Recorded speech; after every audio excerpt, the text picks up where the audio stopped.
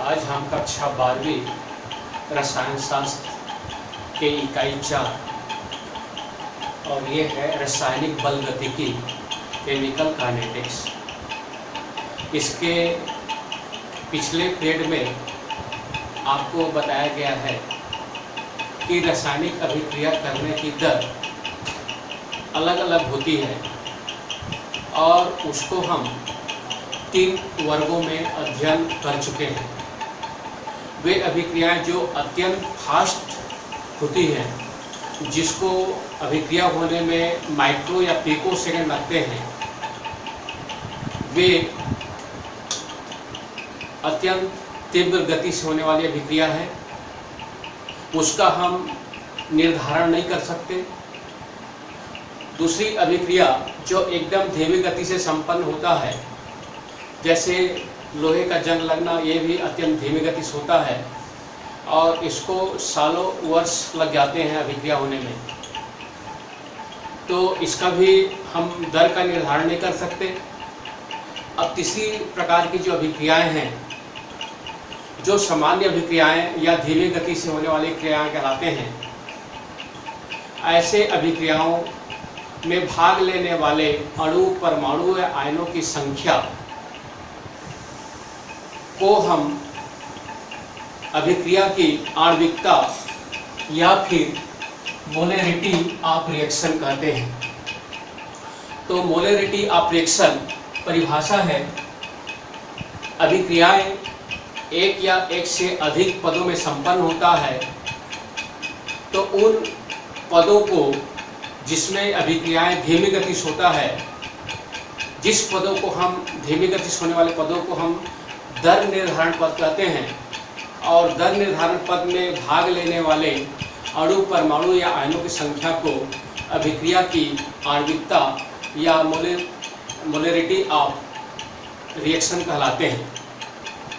जैसे यहाँ पर कुछ एग्जाम्पल दिया हूँ। जैसे ओजोन का अपघटन होकर ऑक्सीजन और ऑक्साइड बनाते हैं, परमाणु बनाते हैं, ऑक्सीजन के अणु और परमाणु बनाते हैं। ये जो है, इसमें धीमी गति से होने वाले एक अणु भाग ले रहे हैं, इसलिए इसकी आणविकता 1 है। यहाँ पर देख रहे हैं नाइट्रिक ऑक्साइड और ओजोन क्रिया कर नाइट्रोजन डाइऑक्साइड और ऑक्सीजन देते हैं। इसमें 2 अणु जो है वो भाग ले रहे हैं और ये 2 अणु जो है ये धीमी गति से होने वाले अभिक्रियाओं पर निर्भर करता है, पद पर, और इसको हम द्विक अणु अभिक्रिया कहते हैं। द्विक ये जो है अभिक्रियाएं, ये सैद्धांतिक होती हैं। अभिक्रिया की आणविकता जो है सैद्धांतिक मान होता है। उसके बाद इसका मान 1, 2, 3 हो सकते हैं, 3 से अधिक नहीं हो सकता, क्योंकि यहाँ पर ये बताया गया है कोई भी रिएक्शन जब होते हैं तो 3 से ज़्यादा अणु एक साथ नहीं टकरा सकते, इसलिए इसकी आणविकता 1 हो सकती है, 2 हो सकती है, 3 हो सकती है। इसी के आधार पर एका अणु, द्वि अणु या त्रिक अणु के नाम से हम उसको जानते हैं। इसका जो मान होता है न तो भिन्न में होता है और न ही शून्य में होता है, ये सैद्धांतिक मान है। तो इस प्रकार से इसके जो गुण होते हैं। दूसरा होता है अभिक्रिया कोटि या आर्डर ऑफ रिएक्शन, और ये अभिक्रिया कोटि, आर्डर ऑफ रिएक्शन और अणु संख्या तक मोलैरिटी ऑफ रिएक्शन, इसके अंतर आते हैं अधिकतर। कई बार पूछा गया है, बहुत इम्पोर्टेंट है, दोनों परिभाषा आते हैं या इनका जो है दोनों में अंतर आता है। तो यहाँ पर अभिक्रिया की जो कोटि है उसको हम क्या कह सकते हैं, तो हम ये कहते हैं किसी अभिक्रिया में भाग लेने वाले दर समीकरण, किसी अभिक्रिया में भाग लेने वाले दर समीकरण के अभिकारक के उन समस्त घातों के योग होता है जिस पर लगाई जाती है, उनका योग को ही हम अभिक्रिया की कोटि कहते हैं। अभिक्रिया की कोटि का मान 1, 2, 3, 4 भी हो सकता है, उसके जैसे नहीं हो, वहाँ 3 से ज़्यादा नहीं हो सकता। इसका मान भिन्न भी हो सकता है, इसका मान शून्य भी हो सकते हैं, जिससे मैं बताऊंगा किसका मान शून्य होता है, किसका मान भिन्न भी होता है। तो ये जैसे मान लीजिए यहाँ पर 3 जो अभिकारक हैं, ए बी सी 3 अभिकारक हैं, ए के ए अणु, बी के बी अणु, सी के सी अणु भाग लिए हैं। अब ये कोई प्रोडक्ट बना रहा है, उत्पाद बना रहा है, तो अभिक्रिया की दर नियम से, दर मतलब R बराबर माइनस dx/dt, माइनस से दर्शाता है सांद्रता में कमी t समय में। अब ये जो है दर नियम या दर बराबर, ये समानुपाती हटाते हैं, एक कांस्टेंट लग जाता है के, a power p, b power q, c power r। कोई जरूरी है कि आपका, मान लीजिए आपका ये इसके 3 अणु है, लेकिन इसके 3 अणु में 2 अणु दर निर्धारण पद है, मतलब भाग ले रहे हैं, तो इसलिए ये 3 नहीं होगा बल्कि 2 होगा। 2 अर्थात मतलब a की जगह में आ जाएगा p, b की जगह में आ जाएगा q, c की जगह में आ जाएगा r। अर्थात हम अभिक्रिया की कोटि इन समस्त घातों के योग के बराबर होता है। मान लीजिए इन सभी का योग को यदि हम n कर दें तो n बराबर हो जाएगा p plus q plus r। अर्थात मान लीजिए आप 1 है 1 है 1 है, तीनों एकक है, तो हो जाएगा 1 प्लस 1 प्लस 1, 3 हो जाएगा। मान लीजिए इसका मान 2 है तो 2 प्लस 1 प्लस 1, इसका मान 4 हो जाएगा, इस प्रकार। तो इसकी जो अभिक्रिया की कोटि का जो मान होता है उन समस्त घातों के योग के बराबर होता है जो दर निर्धारण पद अभिक्रियाओं में लगानी पड़ती है, लगाई जाती है। जैसे इसका बताया मैं, इसका मान 0 भी हो सकता है और इसका मान भिन्नात्मक भी हो सकता है। जैसे मान लीजिए आपका ये होता है एस्टल्डिहाइड। एस्टल्डिहाइड जो होता है, सूत्र है CH3CHO। ये एस्टल्डिहाइड है, इसका जब अपघटन होता है, अपघटन यानी टूटता है, तो ये बनाता है मीथेन, और ये मीथेन बन जाएगा और बन जाएगा CO, कार्बन मोनोऑक्साइड, मीथेन और कार्बन मोनोऑक्साइड। तो इसकी जो अभिक्रिया की कोटि होगी ये आपका R बराबर के CH3CHO 3/2। देखिए यहाँ पर देख रहे हैं, इसकी जो अभिक्रिया की कोटि है वो होगा 3/2 अभिक्रिया की कोटि। ये हो जाएगा इसका 3/2, अर्थात 1.5 भी कह सकते हैं, मतलब 1.5 हो जाएगा।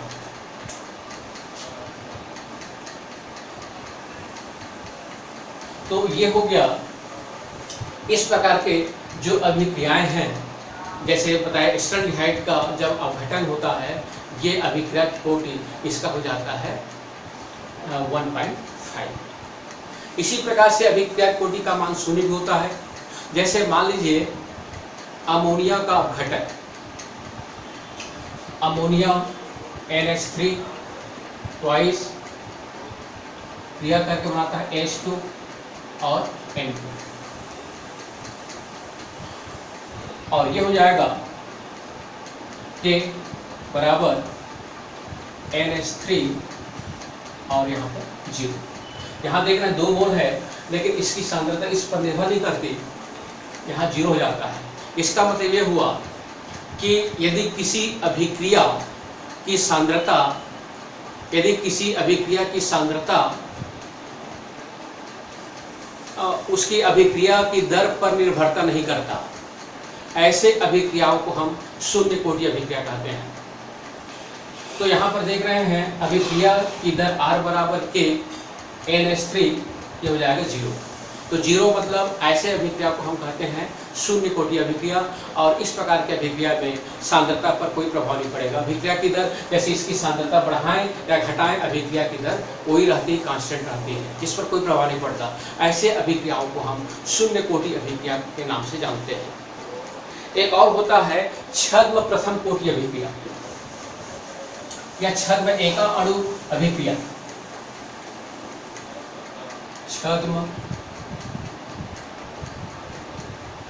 एका अणु अभिक्रिया।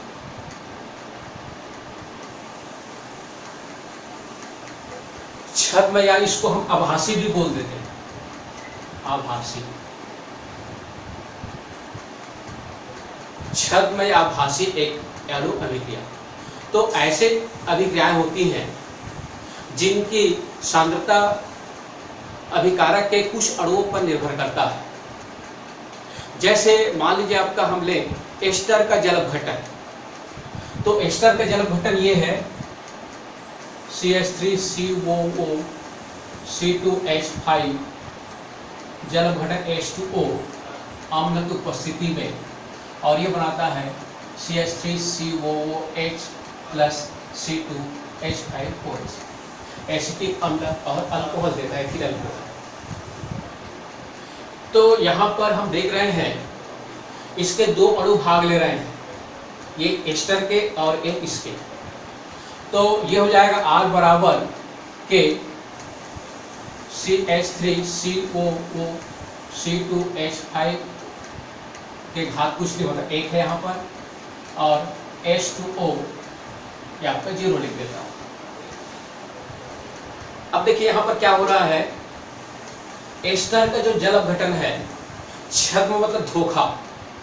जैसे धोखा का मतलब ये है या आभासी का मतलब ये है, इसके दो अणु भाग ले रहे हैं, ये पता चल रहा है, एक एस्टर के एक जल के अणु भाग ले रहे हैं, और इसलिए एक और एक कितना हो जाएगा, 2। एक और एक यदि कर दें तो हो जाएगा इसके दो अणु। तो हम कहेंगे इसकी अभिक्रिया कोटि क्या होगी, 2 होगी। लेकिन वास्तव में ऐसा होता नहीं है। ये अभिक्रिया कोटि इसका एक होता है और एक होता है। तो एक कैसे हुआ उसको हम देखें तो हम ये पाते हैं कि जो जल होता है उसकी सांद्रता चाहे हम घटाएं या बढ़ाएं, इसकी अभिक्रिया की दर पर निर्भर नहीं करता। मतलब जल इतना अधिक होता है कि जल की सांद्रता में कमी कर दें या वृद्धि कर दें, इसकी अभिक्रिया को कोई प्रभाव नहीं डालता। तो जब इसकी सांद्रता जो है इसकी प्रभाव नहीं डालता, तो हम कहेंगे यहाँ पर इसकी अभिक्रिया सांद्रता क्या है, 0 पर निर्भर करेगा। तो अर्थात ये हो जाएगा इसका घात 1 है। तो ऐसे अभिक्रिया को हम कहते हैं प्रथम या एका अणु अभिक्रिया, छद्म एका अणु अभिक्रिया या छद्म प्रथम कोटि अभिक्रिया। और इस प्रकार से ये जो ऐसे अभिक्रियाएं होती हैं जो देखने पर, समीकरण देखने पर लगता है या 2 या 2 से अधिक अभिक्रिया होगी, लेकिन वास्तव में ऐसा होता नहीं है। और ऐसे आभासी अभिक्रियाएं जो होते हैं, छद्म आभासी अभिक्रियाएं की जो कोटि होती है वह क्या होता है, कम होता है। और इस प्रकार से जो अभिक्रिया होता है उसको हम कहते हैं छद्म या आभासी एकक अणु अभिक्रिया। अब इसके बाद आ जाता है प्रथम कोटि अभिक्रिया के लिए वेग स्थिरांक का व्यंजन प्राप्त करना। प्रथम कोटि अभिक्रिया के लिए वेग स्थिरांक प्राप्त करना। अब देखिए इसमें हम मान लेते हैं एक कोई भी एक प्रथम कोटि अभिक्रिया लेते हैं। मान लीजिए आपका A और ये हो जाएगा प्रोडक्ट।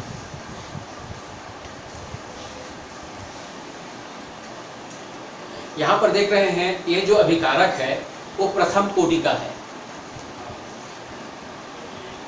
और ऐसे अभिकारक जो प्रथम कोटि का है, मान लेते हम क्रिया प्रारंभ करते हैं। तो ये जो सूत्र है अभी जो लिखे हैं, R बराबर -dA/dt। देखिए अभिक्रिया की दर R बराबर क्या हो गया, -dA/dt। अब जो है ये होता है समानुपाती, अभिक्रिया की दर जो है समानुपाती होता है इसके घात सांद्रता के, एक ही सांद्रता के। तो जो एक ही सांद्रता है, चाहे तो हम ले सकते हैं एक ही सांद्रता व्यक्त करें, क्या है सांद्रता एक। अब देखिए मान लीजिए प्रारंभ में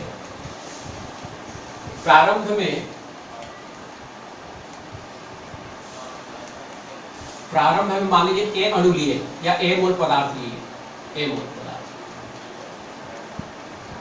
और जब कोई प्रारंभ क्रिया किए तो 1 मोल पदार्थ, मतलब 1 का मतलब होता है अणुओं की संख्या, 1 है 2 है 3 है, कुछ भी हो सकता है ये है। अब ए मोल है, ये प्रारंभ है, कुछ नहीं बनेगा, मतलब ये 0 मोल। जब t समय पश्चात, ये प्रारंभ मतलब t बराबर 0 समय है, और ये समय t पश्चात, t समय बाद a में से x माइनस घट जाता है, और x बोली समय बाद a में से x माइनस घट जाता है, और x मोल पदार्थ में बच जाता है। t समय पश्चात a में से x माइनस घट जाता है, और ये x पदार्थ क्या हो जाता है, बच जाता है। या हम ऐसे कहें, ये पदार्थ की प्रारंभिक सांद्रता है और ये पदार्थ की t समय के बाद सांद्रता है। अब जो है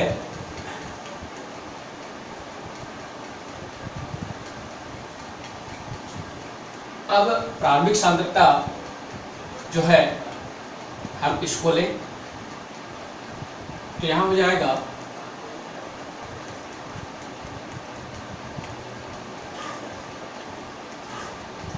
dx अपान dt माइनस ले लें समानुपाती, इसकी सांद्रता तो हो जाएगा a माइनस एक्स। देखिए हम यहाँ पर क्या लिखे हैं, ये लिखे हैं किसी अभिक्रिया की दर t समय बाद उसकी सांद्रता के समानुपाती होता है। अब यहाँ पर समानुपाती हटा दें तो हो जाएगा dx अपान dt बराबर के a माइनस एक्स।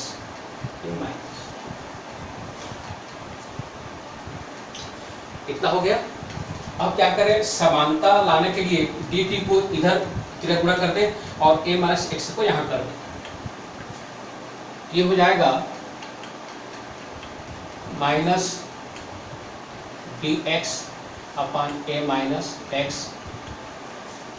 इसको यहाँ कर दिए, dt को यहाँ कर दें बराबर k इंटू dt। अब देखिए यहाँ पर एक गणित में एक मेथड होता है जिसको हम कहते हैं समाकलन।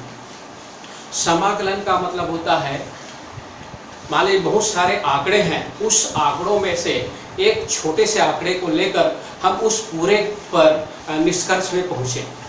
जिस प्रकार से जैसे हम चावल पकाते हैं तो चावल पका है या नहीं पका है ये जानने के लिए हम 1-2 चावल छू कर देखते हैं और पूरा अनुमान लगा लेते हैं कि बाकी चावल इस प्रकार से जो कंडीशन में पक गया है नहीं पका है वो हम निष्कर्ष निकाल लेते हैं। तो उसी प्रकार बहुत सारे जो अभिक्रियाएं होती हैं उन अभिक्रियाओं को हम समाकलन लेते हैं। तो जाएगा minus natural log a minus x बराबर के T minus natural log a। इसको इधर कर देते हैं तो आपका ये माइनस प्लस हो जाएगा, तो जाएगा natural log a minus natural log a minus x बराबर हो जाएगा k इंटू टी। जैसे k बता चुका हूँ, ये k जो होता है इसको बोलते हैं वेग स्थिरांक। ये क्या है, k है वेग स्थिरांक। अब जो है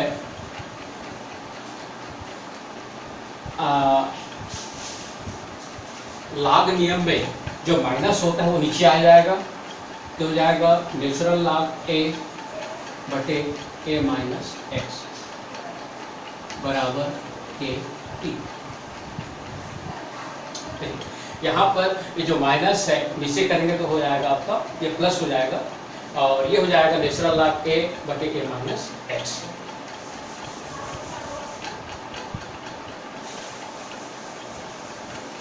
अब आगे मैं यहाँ बता रहा हूँ। अब नेचुरल लॉग को लॉग में बदलते हैं तो ये इतना गुना होता है, नेचुरल लॉग ln बराबर 2.303, ये हो जाएगा लॉग 10। अब नेचुरल लॉग को लॉग बेस 10 के रूप में यदि हम व्यक्त करें तो इतना से गुणा करना पड़ता है 2.303 से। तो ये हो जाएगा 2.303, ये हो गया log 10 a/a माइनस x, और ये हो गया kt, चाहे kt इधर भी ले सकते हैं। तो ये हो जाएगा k बराबर p को 3 गुणा करके इससे नीचे कर दीजिए, 2.303 t log 10 a minus x। अब ये जो प्राप्त हुआ समीकरण, इसी को हम कहते हैं प्रथम कोटि अभिक्रिया के लिए वेग स्थिरांक। क्या कहेंगे हम? प्रथम कोटि अभिक्रिया के लिए वेग स्थिरांक। कुछ नहीं है, मतलब यहाँ पर हम चाहे तो जोड़ सकते हैं 1, तो 1 कहलाएगा प्रथम कोटि अभिक्रिया के लिए वेग स्थिरांक। अब देखिए, यही से शून्य कोटि के लिए निकाले हैं। अब शून्य कोटि अभिक्रिया क्या है, यह भी बहुत इंपॉर्टेंट है। तो अब हम ले लें, अब आगे हम लेंगे प्रथम कोटि अभिक्रिया के बाद शून्य कोटि अभिक्रिया के लिए व्यंजक प्राप्त करना। अब मान लीजिए आपका एक प्रोडक्ट है, t बराबर 0 समय में इसकी सांद्रता a है, ये 0 है।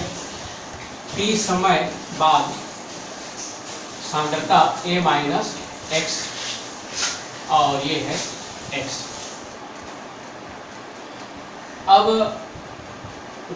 वेग स्थिरांक या अभिक्रिया की दर के लिए सूत्र होता है r बराबर माइनस dx अपान dt। यहाँ पर a ले लें, हम a लिए हैं तो इसकी सांद्रता a समानुपाती, ये हो जाएगा a माइनस x, और ये 0।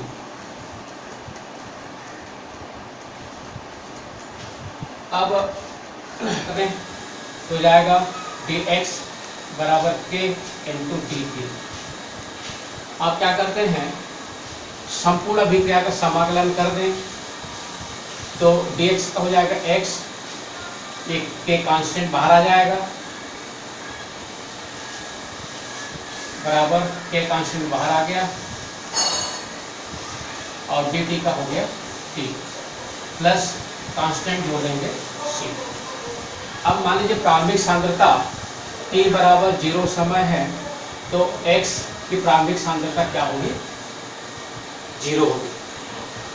ये 0 हो जाएगा, तो a भी 0, a भी 0, तो c बराबर हो जाएगा 0।